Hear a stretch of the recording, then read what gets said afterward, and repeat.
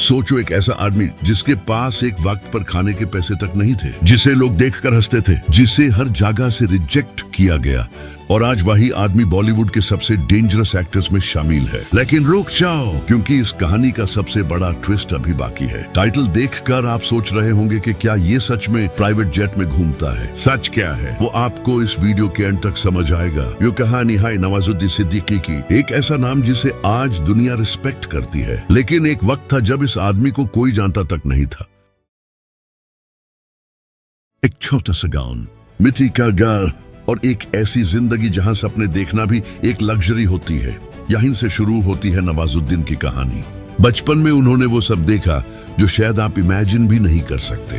पैसे की कमी, रिसोर्सेज की कमी और सबसे बड़ी बात अपॉर्चुनिटीज की कमी। लेकिन इन सब के बीच एक चीज थी जो अलग थी, उनका सपना। लेकिन दोस्तों, सपना देखना आसान होता है, उस सपने के लिए लड़ना मुश्किल होता है। और नवाजुद्दीन की लाइफ में मुश्किलें इतनी ज्यादा थी कि एक नॉर्मल इंसान कब का टूट जाता। जवानी आई और साथ में जिम्मेदारियां भी। उन्होंने छोटी जॉब्स करनी शुरू की। वो काम भी किया, ओके, कुछ दिन किया फिर छोड़ दिया, क्योंकि वो मेरे बस का नहीं था काम, क्योंकि उसमें धूप में खड़े रहना पड़ता था आगे। अभी सिक्योरिटी गार्ड। सोचो, एक आदमी जो आज करोड़ कमाता है। एक वक्त था जब वो रात भर गेटे पर खड़ा रहता था। और यहाँ पहली शॉकिंग बात समझ लो, सक्सेस हमेशा ग्राउंड से शुरू होती है, लेकिन लोग सिर्फ ऊपर का रिजल्ट देखते हैं। रात की ड्यूटी, थकान, भूख और फिर भी एक सपना जो उन्हें सोने नहीं देता था। ये वो फेज था जहां ज्यादातर लोग अपनी लाइफ एक्सेप्ट कर लेते हैं, लेकिन नवाजुद्दीन ने अपनी रियलिटी एक्सेप्ट नहीं की।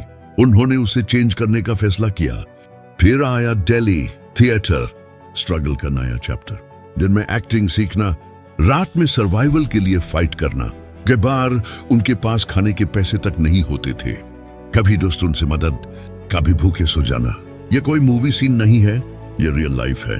और यहाँ एक और पावरफुल सच, जब आप सच में अपने सपने के लिए सीरियस होते हो तो आप कंफर्ट छोड़ देते हो।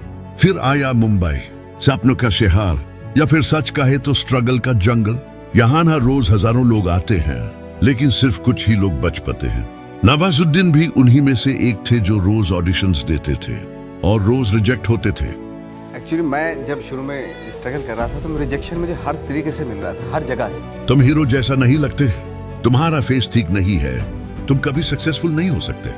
सोचो, बार बार ये सुनना कितना पेनफुल होता है। लेकिन यही वो मोमेंट था जहां नवाजुद्दीन ने डिसाइड किया कि अब वो रुकेंगे नहीं। You do special. दुनिया आपको तब तक रिजेक्ट करती है जब तक आप उन्हें मजबूर ना कर दो कि वो आपको एक्सेप्ट करें। उन्हें छोटे रोल्स मिलने लगे, इतने छोटे कि आप नोटिस भी ना करें। सरफरोश, मुन्ना MBBS, वो स्क्रीन पर दी, लेकिन कोई उन्हें जानता नहीं था।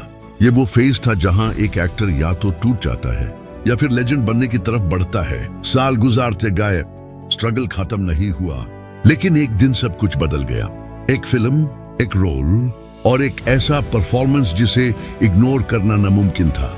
Gangs of Wasseypur. जब ये फिल्म आई तो लोग शॉक हो गए। ये कौन है? ये इतना रियल कैसे एक्ट कर रहा है? ये एक्टर अलग क्यों लग रहा है? और उस दिन के बाद नवाजुद्दीन सिद्दीकी सिर्फ एक नाम नहीं, एक आइडेंटिटी बन गए। उसके बाद जो हुआ वो हिस्ट्री है। द लंच बॉक्स, पेडलपुर, सेक्रेड गेम्स, हर प्रोजेक्ट ने उन्हें एक नए लेवल पर पहुंचा दिया। और अब आती है सबसे इंपॉर्टेंट बात। न हर सक्सेसफुल एक्टर के पास प्राइवेट जेट नहीं होता, लेकिन सक्सेस का लेवल ऐसा होता है कि वो इजीली उस लेवल की लाइफ अफोर्ड कर सकता है। यानी असली बात जेट नहीं है, असली बात वो जर्नी है जो एक आदमी को जीरो से हीरो बनाती है। आज नवाजुद्दीन सिद्दीकी वो नाम है जिसे दुनिया रिस्पेक्ट करती है।